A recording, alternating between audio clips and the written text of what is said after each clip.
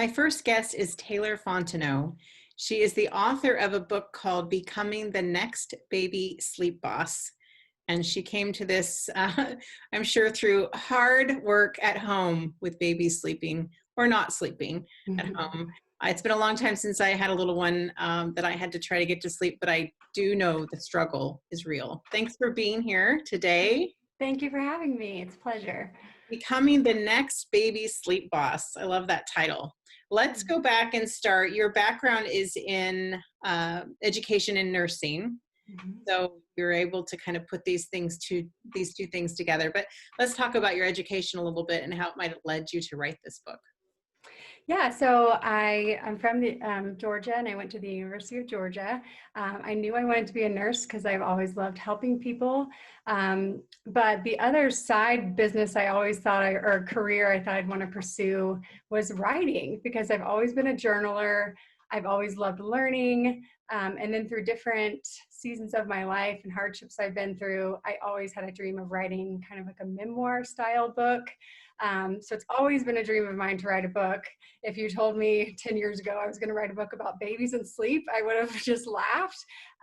But this is something that's completely fallen in my lap, and I felt really equipped and called to do it, and it's been a real joy. So yeah, it really just started with a passion to help people.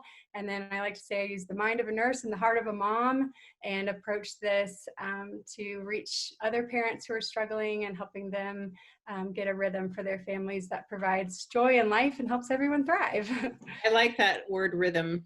I always used to say we'd found our pace. Same thing. Yeah. So first of all, how many children do you have? So I have 3 boys. They're currently 2, 4, and 6. And so I started motherhood back in 2014. I had all kinds of life experiences, I thought, before then. But for certain, the joy and challenge of my life has been motherhood. And there were so many things that came along with motherhood that I didn't expect. And that also shows up a lot in my book, because it is about sleep and helping your baby find this rhythm. But so much of it too is kind of that counseling, mentoring, mother voice that I really wanted and never could find in other books about babies. So a lot of them are written by male pediatricians, which obviously have a lot of information to share, but they lacked that kind of empathy piece of like, what am I feeling right now? And why is this so hard? And who can just hold my hand and walk me through this like a friend I'm having coffee with? And so I really wrote my book in that way of like I said, a mentoring role where I could hold the hand of younger moms and walk alongside them and help them find just a way for their family to sleep. I really believe everything comes back to sleep. So when you think about how a woman's body goes through so many changes from the moment she becomes pregnant to the moment she delivers the baby. And then I remember my son is now 21, but I remember when I was pregnant with him, and you're getting to the end of pregnancy and it's uncomfortable and you can't get comfortable in bed and you can't sleep. And I actually said it out loud. I said, I cannot wait for him to be born so I can get a good night's sleep. And I thought, that's maybe the dumbest thing I've ever said. Like, I caught myself saying it. So you're going through all of these changes already. And maybe that's where, obviously lots of dads are sleep deprived during the upbringing of a child, but a female body is going through so much already. And if it's your first child or it's your 4th or 5th child, it doesn't matter. You're still faced with this changing body that needs rest and recuperation.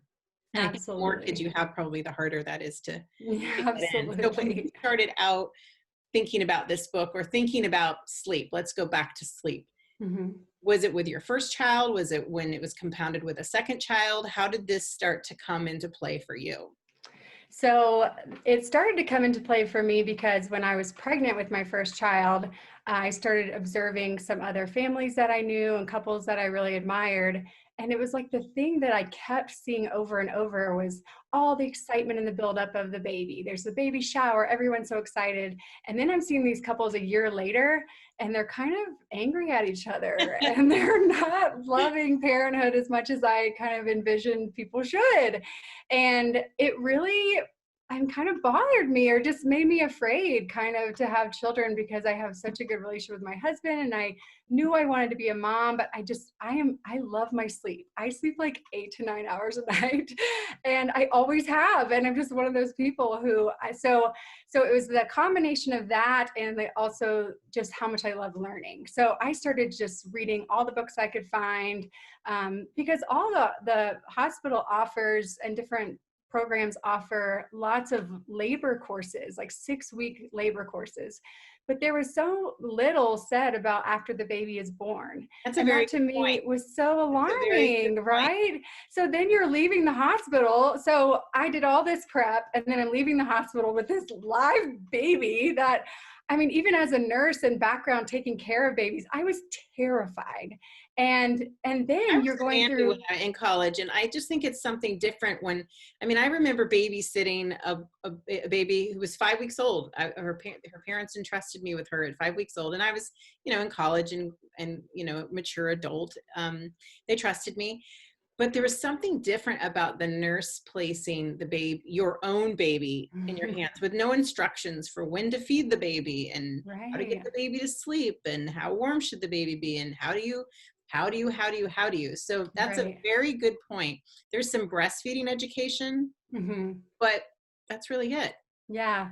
Yeah. And even that was alarming to me, that I had dreams of breastfeeding my babies, but that didn't even come as naturally as I envisioned. And so then this shame piece comes in for so many new moms, where you go, okay, this was supposed to be so natural. Why is this hard for me? What's wrong with me? Or my baby's not latching, or my baby's not sleeping, or I can't soothe my baby. What's wrong with me?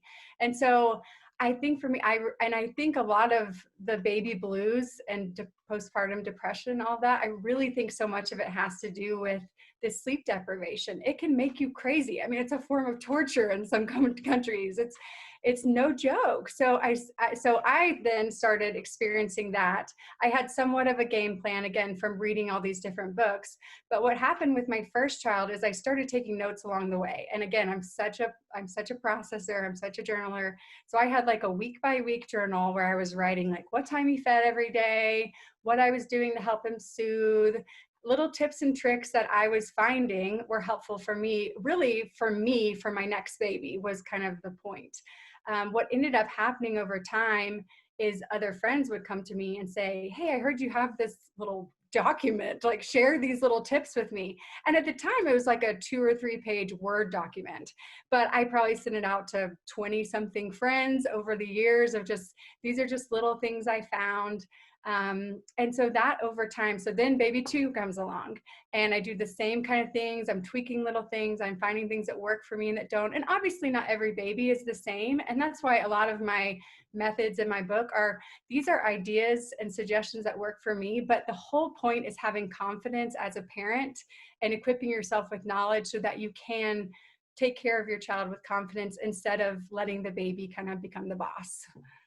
Well, let's take a quick break and then let's go into writing the book, but give some of those tips and solutions for how you've helped other women navigate the early days, weeks and months and even years. Some people deal with sleep deprivation They for years do. during parenthood. I've Absolutely. never slept the same since I've become a mom in I my son's know. college. So we'll take a break and come right back.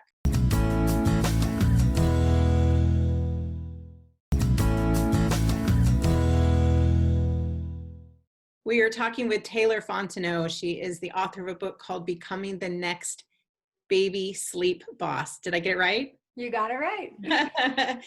So earlier in the show, the first segment, you were talking about how you were keeping notes just for yourself so that maybe when baby 2 came along, you were a little more equipped.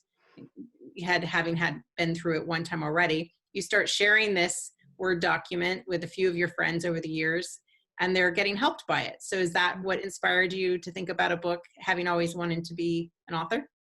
Yeah, so what happened from there is that actually a few couples from my church, some younger couples, kind of said things to me over the years of like, hey, we've watched your kids in the childcare programs, and their words, not mine, but like, hey, your kids are well behaved. I heard they sleep well. Like, what are you doing? You know?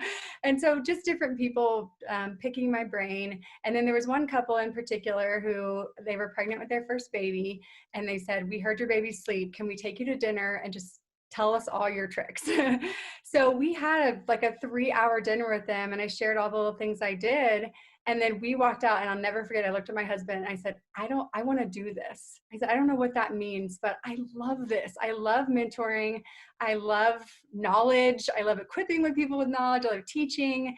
And again, with that nurse brain, but like the empathy of a mom, it just clicked. So then what I started doing is reaching out to this couple and then some of their friends and saying, hey, would you want to come to a class? If I kind of put on a class the same way I did with this couple over dinner. And so then I started holding classes, and it was just at like coffee shops around town, and really casual at first. But what kept happening is these people were saying, okay, now we want to gift this, because I had like a PDF file that I printed out for everybody. And they're like, but we want to gift this to other people. I mean, this is good stuff. And so I was getting all this really good feedback. And so then I just kind of felt like it was undeniable. From the moment that the idea of writing the book came in my head, it was like all I could think about. And I had a less than 1, 3, and 5-year-old at the time.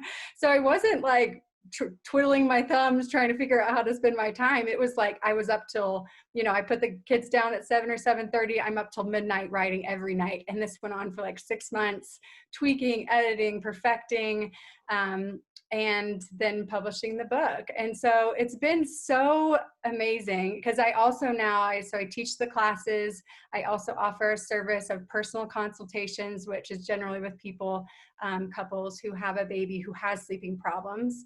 And so then we're kind of working in reverse and going back and tweaking different things and habits that they've created. So that's kind of how the book came about. And again, I love writing, and I am kind of type A. So I'm a perfectionist with editing. I mean, it just was really fun for me. And it was such a different outlet than anything I'd ever experienced in nursing or any other career move. So it was a delight to write. It was a lot of work and sleepless nights, ironically, but it was really say that fun. for someone who needs 7 or 8 hours, if you're working till Yeah. midnight. My first book I was writing when my son slept. That's what you do. And they tell you to sleep when they're sleeping, but sometimes if you've got a mission, then you really can't do that. Absolutely. You don't want to do it prolonged, but if there's an end in sight, it's worth every bit of effort. Yeah. I am almost 50. I just turned 49. So I am past the age of babies, and my friends don't have babies, but I'm entering the age of my friends and later myself becoming a grandparent. So I will definitely gift your book, Well, because we did not have a great sleeper. He slept great if he slept with us. Right. And luckily he wasn't a squirmy guy who took up the whole bed. But I remember when we finally made the decision to get him in his crib and working that out. And it's difficult, but I do remember the day I was able to go in with the sun out, middle of the day, lay him down in his crib, put him down for a nap, shut the door, and he'd just go to sleep. And I remember singing. And I remember at that moment thinking, oh my goodness, have I got this figured out? And then every once in a while they pick up their own schedule again, and you got to remind them about sleep in the house and how that needs to go. But give me 2 or 3 tips for people who are watching that they could expect to gain from your book. Yeah, so one of the biggest things I teach is what's called the eat, play, sleep routine. So rather than getting in a habit of nursing your baby to sleep, you're teaching them how to become a self-soother, independent sleeper by just reversing the order, which kind of sounds counterintuitive, but a lot of the research shows that for their metabolism and establishing their sleep-wake patterns, that you actually want to feed them as soon as they wake up, and then keep them awake for this play time, and then put them down to sleep, and then kind of repeat that cycle throughout the day. And that starts really within the first couple weeks of life, where you're keeping them awake during feeding so that they get a full tummy and they're not snacking throughout the day. I teach a lot about breast milk and the importance of the hind milk, which is the milk that comes second before the foremilk. And that's what has all the rich fatty antibodies and proteins. So we're getting them these full feedings, keeping them awake for some play and stimulation time, and then back down to sleep.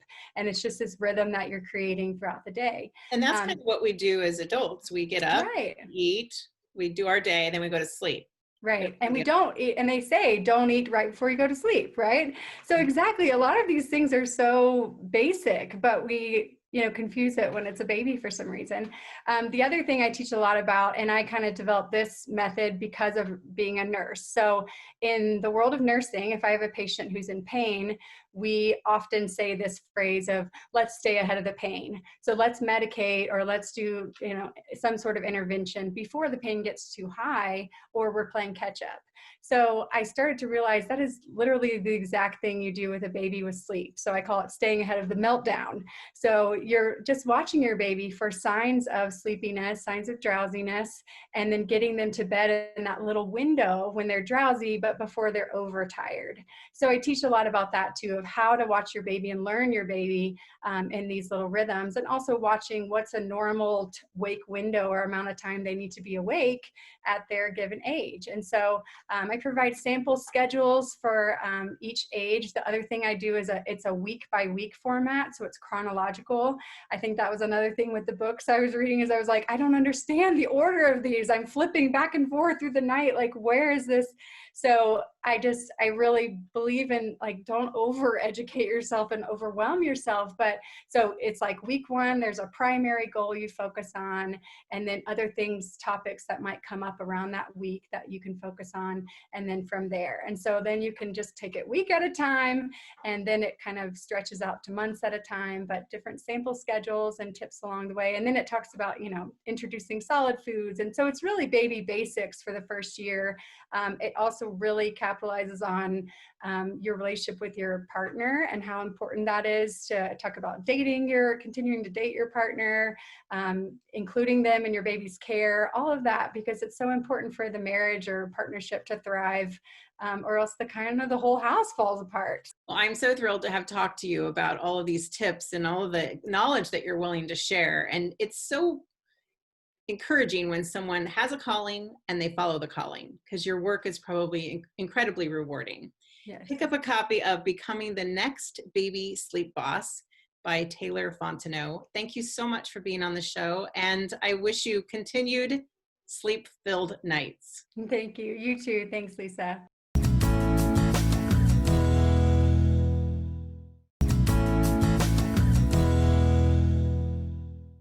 My next guest is named Sivana Brewer, and she and I met through our shared experiences with TED Talks. And from the outside looking in, I had no idea that she'd been suffering in silence with an illness that she chose to take public a few weeks ago. I read her post on Facebook and it just moved me. I remember being 24 years old and having cancer and feeling like I was the only person on the planet who was sick and wasn't moving on with my life. So when I read her post, I remembered that time, and I also wanted to reach out and show my support to her, and thought maybe having her on the show would offer support to others. Thanks so much for being here, Sivana. Thank you. I'm excited to be here. Well, looking at you, no one would know, but you're sick. Just like a glowing, healthy woman in her 20s. So that's a good thing. But tell us a little bit about the disease that you have, Lyme's disease, and I know you went through a struggle getting the diagnosis. Yeah. So last year, my health started kind of falling apart slowly, and I started feeling like these different symptoms getting worse and worse and worse. And so finally it got to the point where I realized I probably needed to do some research on what was wrong with me and do some testing. So I did a bunch of testing, and then eventually found out I have like some bacterial infections, Lyme disease, some pretty major hormone imbalances as well, and then anemia. And that's kind of been the journey I've been on over the last year, is figuring that out and beginning to work on solving and healing some of those things. Well, in your life, you work, your job is online, so you were able to you weren't having to maybe call in sick to work, right? So you could manage it from home. But in your post, you talked about how there were times that you were in severe pain and unable to move. How do you navigate your life as an active 24-year-old, what is your age? 22. 22-year-old Yeah. who can't move? Yeah, it was really, really hard. I mean, I've been like a very high performer. I was an athlete. I've had a business since I was 14. So when my body started to just kind of kaput out, then it was really like I tried to keep living at that same rate of being a high performer and being like, oh, I'm fine, I'm fine, I'm fine.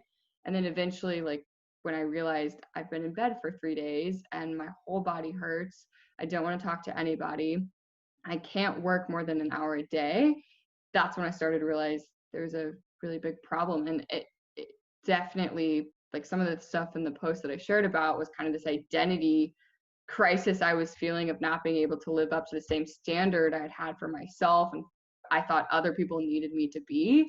In order for me to feel worthy or loved enough, I had to perform at XYZ rate. So when I couldn't do that anymore, that that was really hard. And what about your timeline now, where you are now? It's been about a year and a half, you said, made you feel like it was time to share it publicly?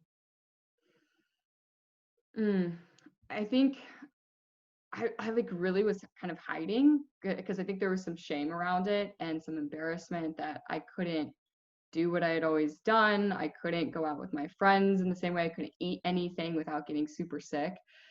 And I just needed the space to kind of heal and work through that on my own. And that's okay. Like it was okay for me to do that during the time. But then I recently started traveling again with some friends and I've done a lot of work on healing. So I've been feeling a little bit better and just being with friends and talking it out with them and sharing about it and letting them support me. I was like, all right, maybe it is time for me to kind of open up some of the gates about what's been going on. And it was amazing. Like, I mean, I had dozens of people private message me, some I haven't heard from since I was in high school that have also had Lyme disease. Or, part of the post I shared about, I went through a really bad breakup. That was a pretty serious relationship for a few years. Who hasn't having that, right? Yeah. So having people mm-hmm. Having people reach out and just share their own experiences and kind of open up the space for them to be able to share like some of the things that they've been kind of holding private. I mean, it's been like a week and I still am having conversations with people that are reading it. So it's been really healing just being able to kind of get that off my shoulders and to be real about what's been going on and to let people love me. And it's okay that I'm not, the same high performer that I was a year and a half ago. And like, there's been just so much growth and lessons that I've learned in the healing process, and letting people just know me has been, really good for me.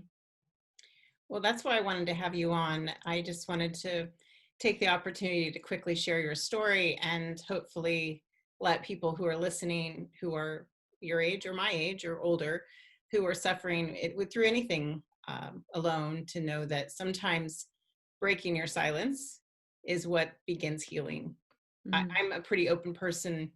If I got something going on, I'm usually okay with sharing it. But there are times when I've been private about it and I feel the difference between letting people see me, like you said, and holding it in. So thank you so much for sharing your story and being willing to be a voice for other people who may not be quite there yet. Thanks for having me on. And I know I'll be talking to you later. Yes. All right. Take good care, Sivana. You too. Thank you.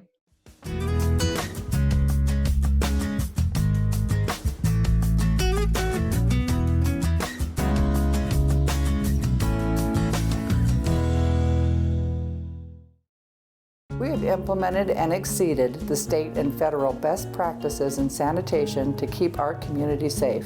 Clients are COVID health screened prior to arrival, and our staff and clients wear masks at all times. We have created extra physical distancing space, including private suites for hair coloring services.